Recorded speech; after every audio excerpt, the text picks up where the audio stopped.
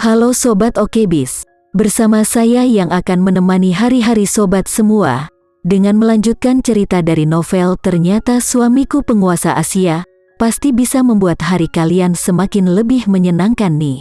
Nah, semakin gak sabarkan dengan kelanjutan ceritanya, yaudah yuk, sekarang kita langsung aja mulai ceritanya. Citra mengeluarkan tas yang ditempatkan di kursi, dan secara khusus menunjukkan logo tas tersebut kepada Putri. Sebuah merek mewah tertentu, tas kecil bernilai puluhan juta. Kemudian, dia melihat tas di punggung Putri. Itu adalah sesuatu yang bisa dibeli dengan beberapa ratus ribu dari beberapa merek tidak dikenal di negara ini. Itu sangat populer. Citra bermain-main dengannya untuk sementara waktu, lalu mengeluarkan kartu bank dari tasnya dan meletakkannya di atas meja, mendorongnya ke arah Putri. Dia tersenyum dan berkata, "Putri, kartu ini memiliki 500 miliar. 500 miliar cukup bagi satu orang untuk menemukan kota kecil dan membeli rumah. Jika kamu bisa menabung sedikit, kamu bisa hidup tanpa bekerja." Jadi ternyata tujuan sebenarnya Citra menemuinya adalah membiarkan dia mengambil uang itu dan pergi meninggalkan Jakarta. Putri menganggapnya sangat lucu, dan juga dengan lembut tertawa, "Citra, kamu ingin mengirimku hanya dengan 500 miliar? Citra kaget, dia mengedipkan matanya, dan berpura-pura tidak bersalah dan tidak berdaya saat dia melihat Putri. Putri melanjutkan, "Jika aku kembali ke rumah dan melahirkan seorang anak untuk Andi Andrean, keluarga Andrean tidak akan memperlakukanku dengan tidak adil. Siapa tahu, jika Pak Tua Andrean senang, dia mungkin akan memberi cucunya bagian dari saham itu. Saat itu, sebagai seorang ibu, aku harus bergantung pada anakku sendiri. Apa menurutmu aku butuh 500 miliar darimu?" Dia, Putri, juga akan melakukan hal seperti itu, tidak akan jauh lebih buruk darinya, Citra.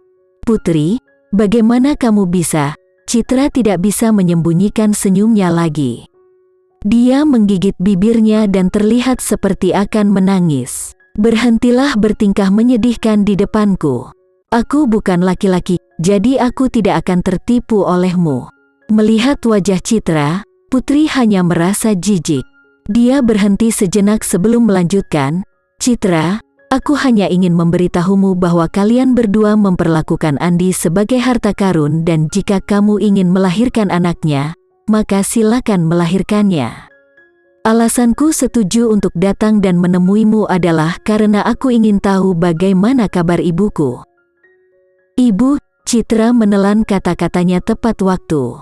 Jika dia memberitahu Putri situasi sebenarnya ibunya, berdasarkan kepribadian Putri, bahkan jika rumahnya ditutupi dengan jebakan yang tak terhindarkan, dia pasti akan kembali. Begitu Putri kembali ke rumah, ayah mereka pasti akan melakukan segala yang dia bisa untuk menahannya di sana, sehingga memungkinkan dia dan Andi untuk bersatu. Ketika dia memikirkan hal ini, Citra segera mengubah kata-katanya, "Ibu selalu sangat baik, dan kali ini dia bahkan memintaku untuk memberitahumu sesuatu. Dia menyuruhmu untuk mendengarkan ayah." Citra sangat tahu jelas tentang kelemahan Putri. Putri mungkin tidak peduli dengan ayahnya, tapi di dalam hatinya, selalu ada tempat untuk ibunya.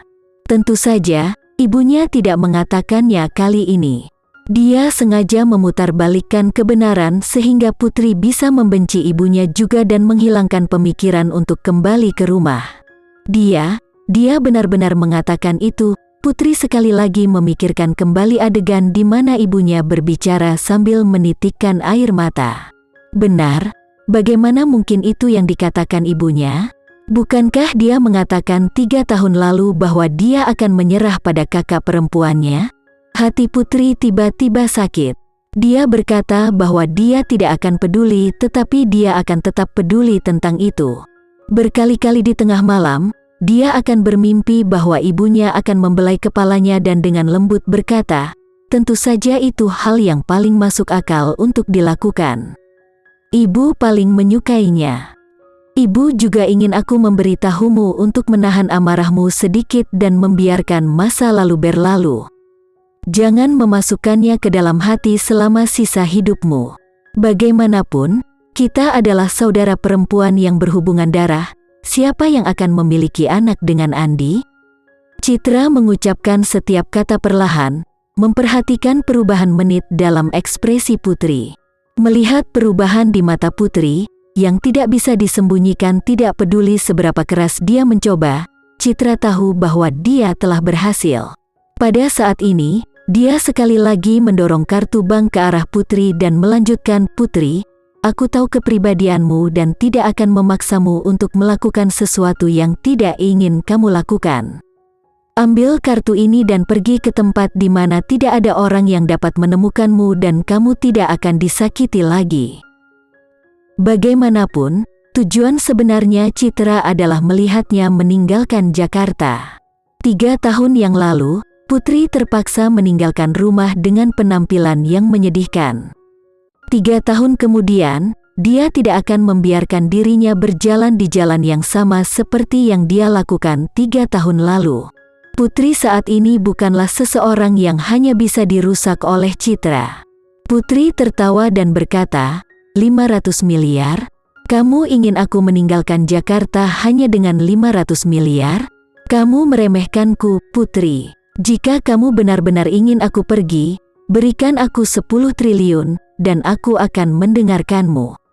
Aku akan pergi kemanapun kau ingin aku pergi. Putri, kapan kamu menjadi seperti ini?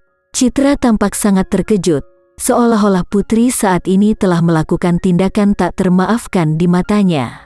Lalu menurutmu aku ini apa? Masih dengan bodohnya menunggumu memasang jebakan untukku. Lalu apakah aku masih harus dengan patuh merangkak masuk?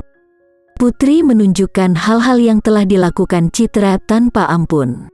Tidak memberi Citra kesempatan untuk berbicara, Putri melanjutkan, Nona Citra, kamu tidak perlu khawatir Andi melakukan apapun padaku.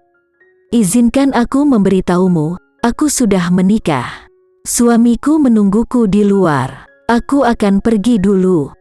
Setelah mengucapkan kata-kata itu, Putri pergi sambil mengambil tasnya. Dia bahkan tidak repot-repot melirik apa yang disebut hidangan yang dipesan Citra yang disukainya. Tidak peduli seberapa besar kamu menyukai makanannya, kamu tidak akan memiliki nafsu makan yang baik jika kamu duduk dengan seseorang yang kau benci. Di sisi lain, tidak peduli seberapa lezatnya hidangan itu, selama mereka bersama orang-orang yang mereka sukai, mereka masih bisa memakannya dengan senang hati. Putri sudah menikah. Citra tertegun untuk waktu yang lama. Ketika dia berhasil bereaksi, dia segera bergegas ke jendela. Dia melihat Putri berjalan menuju seorang pria yang membantunya membawa tas di tangannya dan menggunakan tangannya yang lain untuk membelai kepalanya. Sekian dulu ya sobat cerita hari ini, tetap nantikan cerita berikutnya dari novel ini. Eits, jangan lupa untuk like, share, komen, dan subscribe channel ini agar kita lebih bersemangat lagi untuk menceritakan novel-novel menarik lainnya. Dah ada.